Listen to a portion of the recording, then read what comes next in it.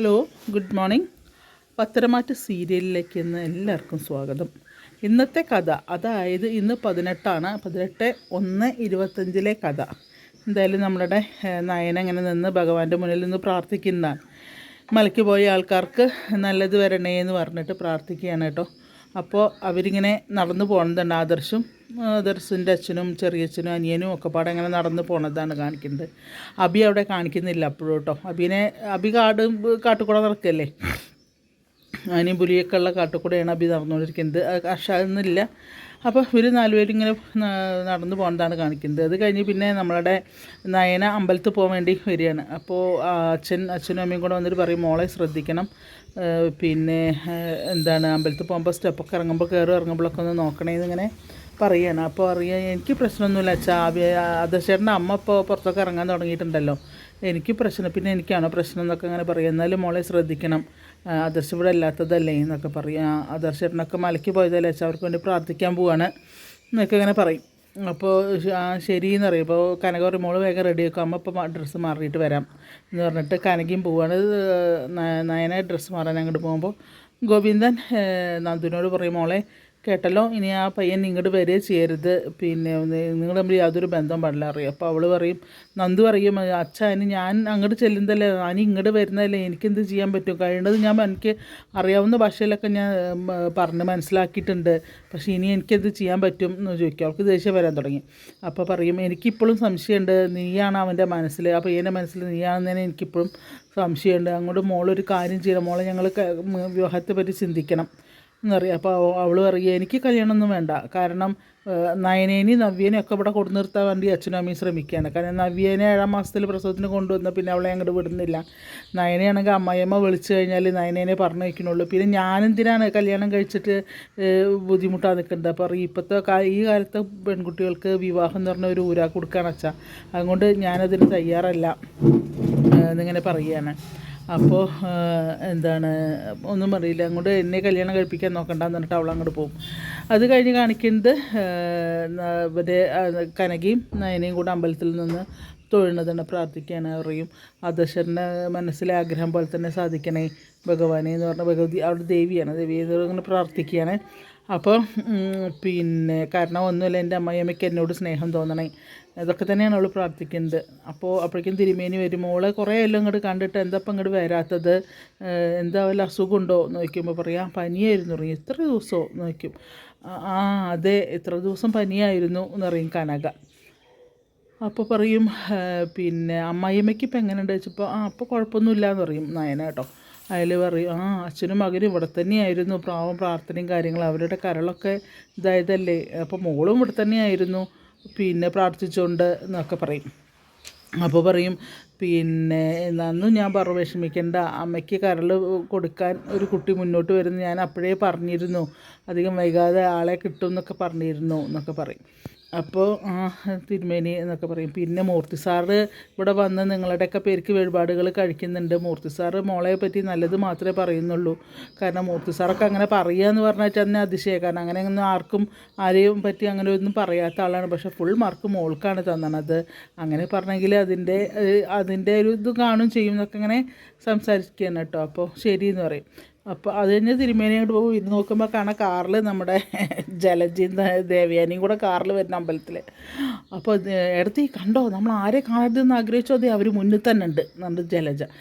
അവൾക്കെന്താ വയ്യാഴുകേണ്ടത്. അപ്പോൾ ഇങ്ങനെ കനക നയനേനെ ഇങ്ങനെ പിടിച്ചാണ് കൊണ്ടുവരുന്നത്. അപ്പോൾ എന്തിനാ അവളെ പിടിച്ചും കൊണ്ടാണല്ലോ പോകുന്നത്, അവളുടെ അമ്മ, അവൾക്ക് എന്താ അസുഖം നോക്കി ദേവയാനി.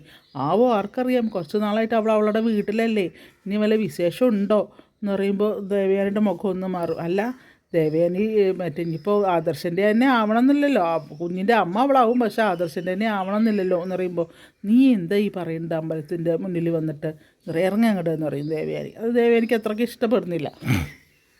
കാരണം എന്നിട്ട് അങ്ങോട്ട് ഇറങ്ങണം, കാറിൽ നിന്ന് ഇറങ്ങി വരികയാണ് കേട്ടോ.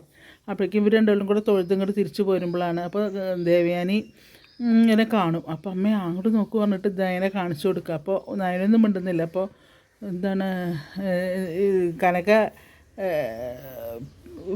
കനക ദേവയാനിനെയും ജലജേനെയും കാണുമ്പോൾ, നീ എന്താ ഇങ്ങനെ നടക്കുന്നത്, നിനക്കെന്താ സുഖമില്ലേ എന്ന് ചോദിക്കും. അപ്പോൾ പനിയാണ് സുഖമില്ല എന്ന് പറയും. അപ്പോൾ പറയും അതോ ഗർഭം വല്ലതുമാണോ എന്നൊക്കെ ചോദിക്കുമ്പോൾ വൃത്തികേട് പറയുന്നു അമ്പലത്തിൽ നിന്ന് വയ്ക്കും കാനൊക്കെ. എന്നിട്ട് ദേഷ്യം പിടിച്ചിട്ട് വേഗം അങ്ങോട്ട് പോവും. അത് കഴിഞ്ഞ് പിന്നെ ഇവർ തിരുമേൻ്റെ അടുത്ത് പറയുമ്പോൾ ഇപ്പോൾ എങ്ങനെയുണ്ട് എന്നൊക്കെ ചോദിക്കുകയാണ് തിരുമേനി. അപ്പോൾ അച്ഛൻ ഇവിടെ മുർത്തി സാർ ഇവിടെ വരുന്നുണ്ട്, മോളുടെയും മരുമോളുടെയും നിങ്ങൾ രണ്ടാളുടെ പേർക്ക് മൃത്യുഞ്ജയ ഹോമവും ഒക്കെ കഴിച്ചു എന്നിങ്ങനെ പറയും. അപ്പോൾ പറയും രണ്ട് പേരുടെ പേർക്കും കഴിക്കുന്നുണ്ട്. അപ്പോൾ അപ്പോൾ ഇടത്തി ഇപ്പോൾ രക്ഷപ്പെട്ട് പോകുന്നതല്ലേ, മരണത്തിൽ നിന്ന് തന്നെ രക്ഷപ്പെട്ട് പോകുന്നതാണ് എന്ന് പറയും. അപ്പോൾ മരുമോളിപ്പോൾ അങ്ങോട്ട് പോയിട്ടേ ഉള്ളൂ എന്ന് പറയും തിരുമേനി. അവൾക്ക് എന്തോ സുഖമില്ല തോന്നുന്നു, പനിയെന്നാണ് പറഞ്ഞത്, വേറെ ഒന്നും പറഞ്ഞില്ലേക്കുമ്പോൾ ഇല്ല ഒന്നും പറഞ്ഞില്ല എന്ന് പറയും. അപ്പോൾ ഇവരിങ്ങനെ സംശയിച്ച് ഇങ്ങനെ നിൽക്കണം, കാരണം അവർക്ക് ഇനിയിപ്പോൾ അറിയണം ഇതൊക്കെ എന്താണ് സംഭവിച്ചുള്ളതെന്നത് അറിയണ്ടേ. അങ്ങനെ ഇതാവും കേട്ടോ. അത് കഴിഞ്ഞ് പിന്നെ കാണിക്കുന്നത് നമ്മളുടെ അനാമികയുടെ വീടാണ്. അപ്പോൾ അനാമിക ഇങ്ങനെ ആലോചിച്ചിരിക്കുകയാണ്, ഇവരിപ്പോൾ മലയ്ക്ക് പോയിട്ട് ഒന്ന് വിളിച്ചൊന്നുമില്ലല്ലോ. അപ്പോൾ രോഹിണി വന്നിട്ട് പറയും, നീ ഒന്ന് വിളിച്ച് നോക്ക്, അനീനെ ഒന്ന് വിളിച്ച് നോക്ക്, വിളിച്ചില്ലെങ്കിൽ മോശമല്ലേ, റിയനെ കൊണ്ടൊന്നും വിളിക്കാനൊന്നും വയ്യ, അവനെ വിളിച്ചാൽ അവൻ ഫോൺ എടുക്കൂല, എൻ്റെ പേര് കണ്ടു കഴിഞ്ഞാൽ ഫോൺ എടുത്തത്. എന്നാൽ നീ അബീനെ വിളിക്ക്, നമ്മളാരും വിളിച്ചില്ലെങ്കിൽ മോശമല്ലേ മോളെ, നീ വിളിക്കുക, എങ്ങനെയെങ്കിലും നീ അവിടെ തിരിച്ച് ചെല്ലുന്നു, അവരുടെ മനസ്സിൽ കയറിക്കൂടാൻ നോക്കുക, എന്നാലേ നമ്മളോട് വിചാരിച്ച പോലെ കാര്യങ്ങളൊക്കെ നടക്കുള്ളൂ. വേറൊന്നും വേണ്ട, അവരുടെ സ്വത്തിൻ്റെ പകുതി അതിങ്ങോട്ട് കൊടുന്നു കഴിഞ്ഞിട്ടുണ്ട് ഇവർക്ക് ഇവിടെ ദാർബാർ അടിക്കണം, ഇവരെ കടങ്ങളൊക്കെ വിട്ടുക, പിന്നെ ലാവിഷായി ജീവിക്കാം, പിന്നെ വേണമെങ്കിൽ അവർക്ക് വേറെ കല്യാണം കഴിക്കാം. അങ്ങനെ ഒരുപാട് പ്ലാനിങ്ങാണ് അവരുടെ മനസ്സിൽ കേട്ടോ. അപ്പോൾ പറയും നീ ഒന്ന് വിളിക്കുക. എന്നിട്ട് അങ്ങനെ അബീൻ്റെ ഫോണിൽ വിളിക്കുമ്പോൾ അത് തമിഴ്നാട്ടിലാണ്, അവിടെ നിന്നാണ് തമിഴാണ് കേൾക്കുക. അപ്പോൾ അവൾ ചോദിക്കും, ഈ ശബരിമല തമിഴ്നാട്ടിലാണോ അമ്മേ, അതെന്താ നോക്കിയും പറയും തമിഴാണ് പറയേണ്ടത്, ഒന്നും കൂടെ വിളിക്കുക നോക്കുമ്പോൾ ബിസിയാണെന്നാണ് കേട്ടത്. അപ്പോൾ ആർക്കറിയാം എന്നിട്ട് അവൾ അതങ്ങോട്ട് വിടും. അങ്ങനെ പിന്നെയും ഇവരിങ്ങനെ സംസാരിച്ചുകൊണ്ടിരിക്കുക. നീ എന്തായാലും അനിയനെ ഒന്ന് വിളിക്കുക പറയുമ്പോൾ ഞാൻ വിളിക്കൊന്നുമില്ല അനിയനെ, അതിന് ഞാൻ വിളിക്കുന്നത് തന്നെ ഇഷ്ടമല്ല, അങ്ങനെയാണ് ഇങ്ങനെയാണ് അപ്പടിയാണ് ഇപ്പടിയാണ് എന്നൊക്കെ അങ്ങനെ പറയുകയാണ് കേട്ടോ. അപ്പോൾ പറയും നീ ഇങ്ങനെ മുഖം തിരിഞ്ഞിരുന്നാൽ ശരിയാവില്ല മോളെ എന്നൊക്കെ പറയും. അത് കഴിഞ്ഞ് പിന്നെ നമ്മളുടെ എന്താ പറയുക, നയന അമ്പലത്തിൽ നിന്ന് തിരിച്ചു വന്നിട്ട് ഇവരെ വിളിക്കുകയാണ്. ഇവരിങ്ങനെ നടന്നു പോരുകയാണ് മല ചവിട്ടാൻ. അപ്പോൾ നയനെ വിളിച്ചിട്ട് എവിടെ എത്തിയായി അദർശേട്ടാ വയ്ക്കുമ്പോൾ ഞങ്ങളിന്ന് ഉച്ചരിഞ്ഞോട് കൂടിയിട്ട് മല കയറും, മലയിലെത്തും, സന്നിധാനത്തെത്തും എന്നൊക്കെ പറയുകയാണേ. അപ്പോൾ പിന്നെ എല്ലാവരും ഇല്ല, ആർക്കും കുഴപ്പമൊന്നുമില്ല, ഞങ്ങൾ നാലാളുള്ളൂ, അബി വന്നിട്ടില്ല, അബിയുടെ കാലം മസിൽ പിടിച്ചിട്ട് ഞങ്ങൾ കാട്ടിലുള്ള അമ്പലത്തിലിരുത്തി പോകുന്നിരിക്കുക, ഇനി പോകുമ്പോൾ തിരിച്ച് കൊണ്ടുപോകണം, കാരണം അവൻ കുറേ വൃതൊക്കെ തെറ്റിച്ചല്ലേ കൊണ്ട് മല കയറണമെന്ന് ദൈവം തീരുമാനിച്ചിട്ടുണ്ടാവും എന്ന് പറയും. അപ്പോൾ ഇവൾ അറിയൊരു സംഭവം ഉണ്ടായി, ഞാനിന്ന് അമ്പലത്തിൽ പോയിരുന്ന അതെയോ എന്ന് ചോദിക്കും. അമ്പലത്തിൽ നിന്ന് അമ്മയും വന്നിരുന്നു അമ്പലത്തിൽ എന്ന് പറയും. അതേ അമ്മയും വന്നിരുന്നു, അമ്മയും അപ്പച്ചിയും കൂടെ വന്നിരുന്നു അമ്പലത്തിൽ എന്ന് പറയും.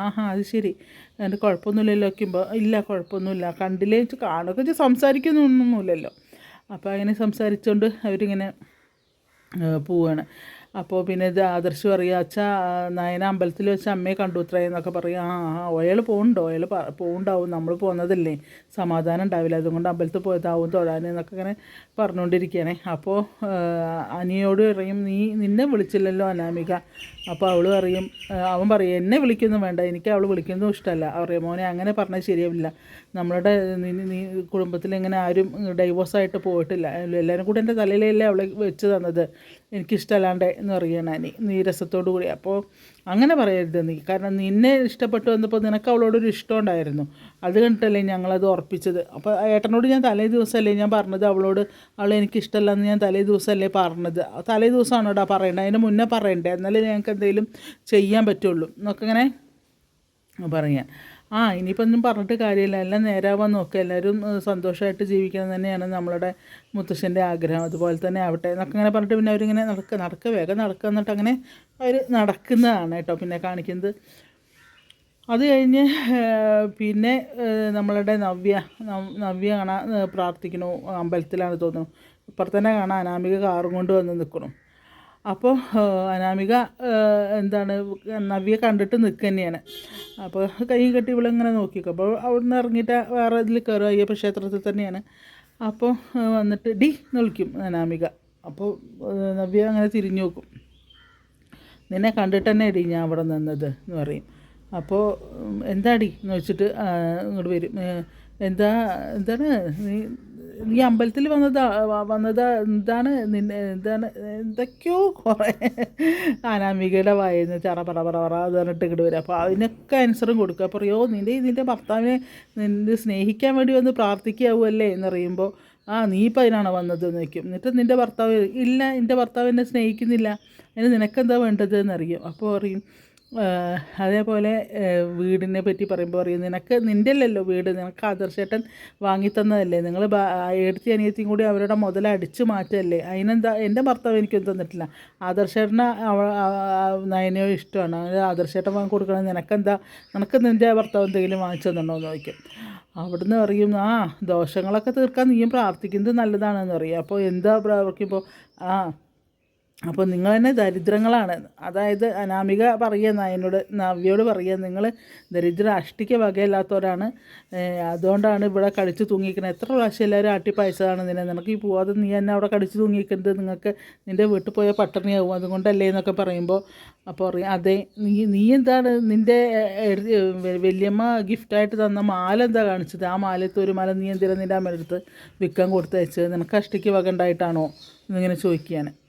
അതിൽ ഒന്നും ഇടണില്ല, ആകെ അടി കൊണ്ട പോലെ ഇങ്ങനെ നിൽക്കുകയാണ് അനാമിക. അപ്പോൾ ഇന്നത്തെ എപ്പിസോഡാണ്. അവിടെയൊക്കെ മിസ്സായിട്ടുണ്ടെങ്കിലും നിങ്ങളെല്ലാവരും ഒന്ന് കണ്ടിട്ട് അതുപോലെ എൻ്റെ വേറെയും ഞാൻ ചാനലിൽ വേറെയും വീഡിയോസ് ഇടുന്നുണ്ട്, അതൊക്കെ ഒന്ന് കണ്ട് നിങ്ങളുടെ അഭിപ്രായങ്ങളൊക്കെ ഒന്ന് പറയൂ, അതുപോലെ ഷെയർ ചെയ്യണം.